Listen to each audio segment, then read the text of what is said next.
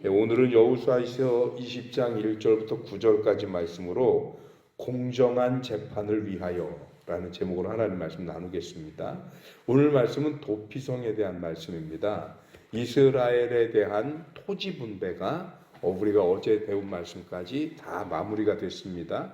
그런데 토지 분배가 마무리가 된 다음에 항상 매번 토지 분배를 하게 되면 거기에 한 가지 이렇게 첨부했던 말씀이 뭐냐? 레위 지파에게는 토지를 따로 주지 않는다. 그렇지만 어느 지파의 땅이든지 그 모든 지파의 땅에 일부의 성읍들, 즉 거주할 촌락을 주어서 레위 지파가 그곳에 머물며 살면서 그 지파를 위한 예배와 제례를 행하게 하라 라는 것이 레위 지파에 대한 배려였습니다.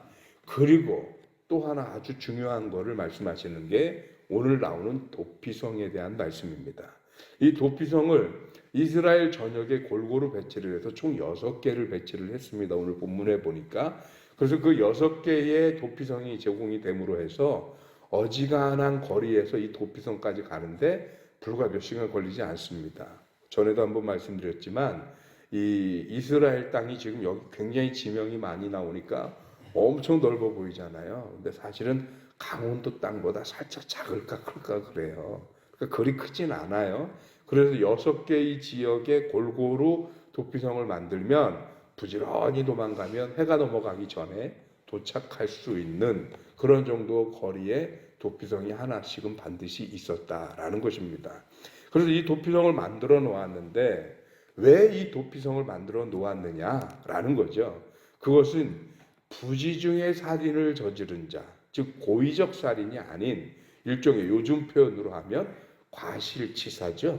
내가 실수로 인해서 내가 그럴 의도가 전혀 없었는데 어떻게 하다 보니까 사람을 죽이게 됐을 때 피해 보복자의 손에서 그 사람을 구원할 수 있는, 도망갈 수 있고 피할 수 있는 길을 주기 위한 게 도피성 제도라는 것입니다.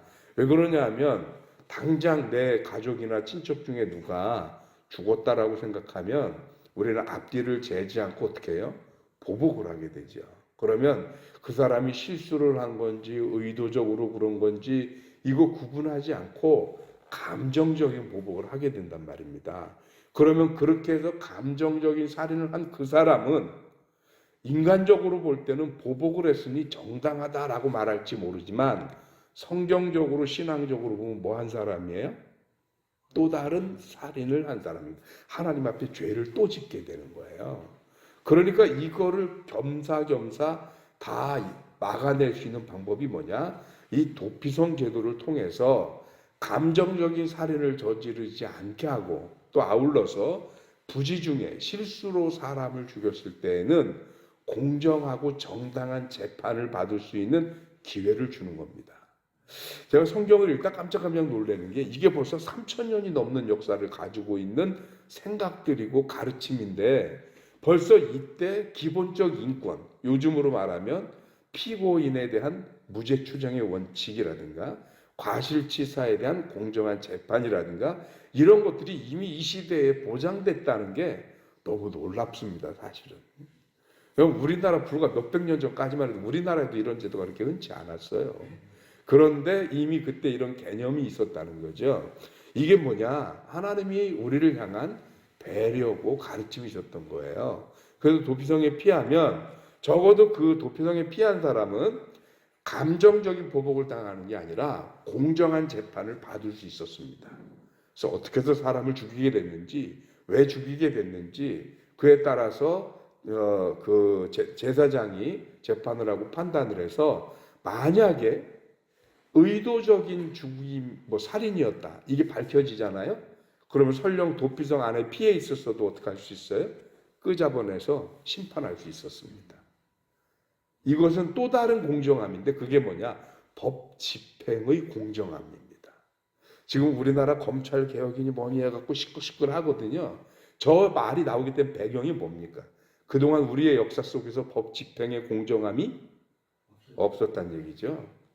그러니까 이거는 진보 보수를 막론하고 검찰에 대한 신뢰는 지난번에도 제가 신문에 보니까 우리 전 국민의 71%가 검찰을 믿지 않는다고 얘기를 했다는 거예요. 옛날에 누가 얘기한 것처럼 무전유죄, 유전무죄라는 얘기예요. 그러니까 이게 이미 공정한 법 집행의 정신이 무너졌다고 생각하니까 사람들이 공권력을 갖다 신뢰하지 않는 거죠. 그래서 더더욱 이 법 집행의 공정함도 유지되어야 하고, 그리고 죄를 저지른 사람의 인권도 보호되어야 하고, 이 모든 것들이 다 돼야 되는데 이미 이 시대에 도피성을 통해서 이 두 가지를 같이 지켜갈 수 있게 하셨다는 겁니다.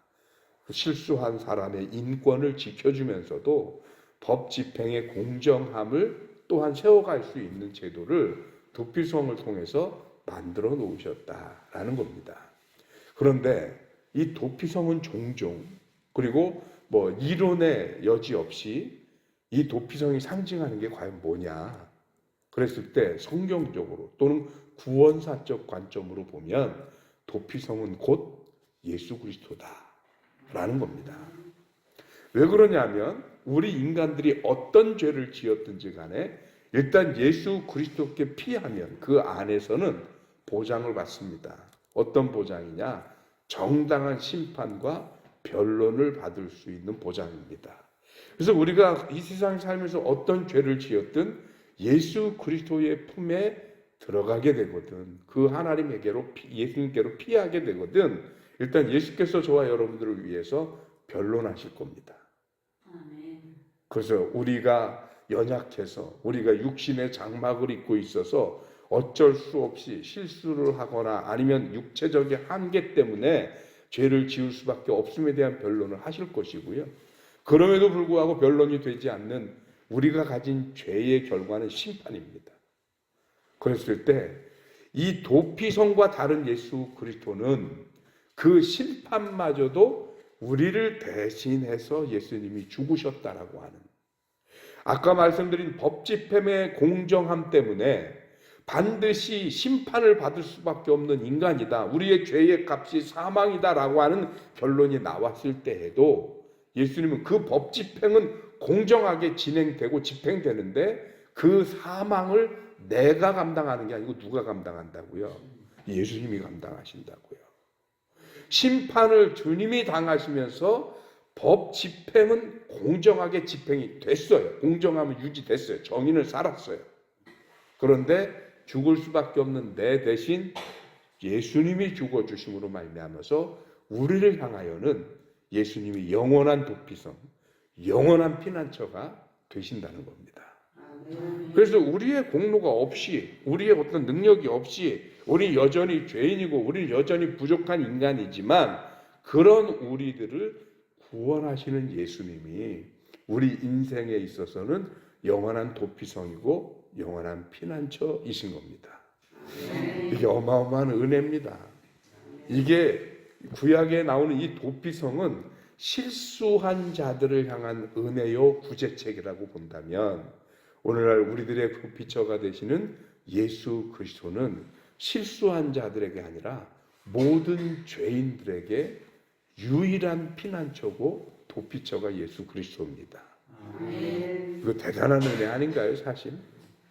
오늘 저와 여러분들이 그 예수님의 백성이고 자녀됨을 감사하면서 오늘도 우리들의 피난처 되시는 예수 그리스도 안에서 저와 여러분들의 삶과 신앙이 계속 이어지기를 주님의 이름으로 축원합니다. 기도하겠습니다. 하나님 고맙습니다. 그 신 은혜 허락해 주셔서 오늘 우리로 하여금 우리의 피난처시요 도피성 되시는 예수 그리스도 안에 놀라운 은혜 가운데 머무르게 하시니 감사합니다. 예수님으로 인하여 우리들은 변론받을 수 있고 또 예수님으로 인하여 우리는 그 어떤 심판을 대신하는 주님의 희생으로 구원의 은총을 누릴 수 있었습니다. 그래서 구원은 은혜입니다. 나의 정당함이 아니라 죽을 수밖에 없는 우리를 위해 대신 죽어주시는 주님의 놀라운 사랑으로 말미암아, 주님의 놀라운 은혜로 말미암아 우리에게 구원의 길, 생명의 길, 영생의 길이 열렸음을 우리는 분명히 믿고 고백합니다. 하나님, 그 놀라운 은혜가 사랑하는 우리 모든 든든히 서가는 교회 성도들을 위해 함께하고 있음을 깨닫게 하여 주옵시고 주님 앞에 영광 돌리는 주의 백성들 되게 하여 주옵소서. 오늘 하루도 복된 날, 승리하는 하루가 될 수 있도록 주님 인도하시길 원하옵고 감사드리며 예수 그리스도 이름으로 기도하옵나이다. 아멘.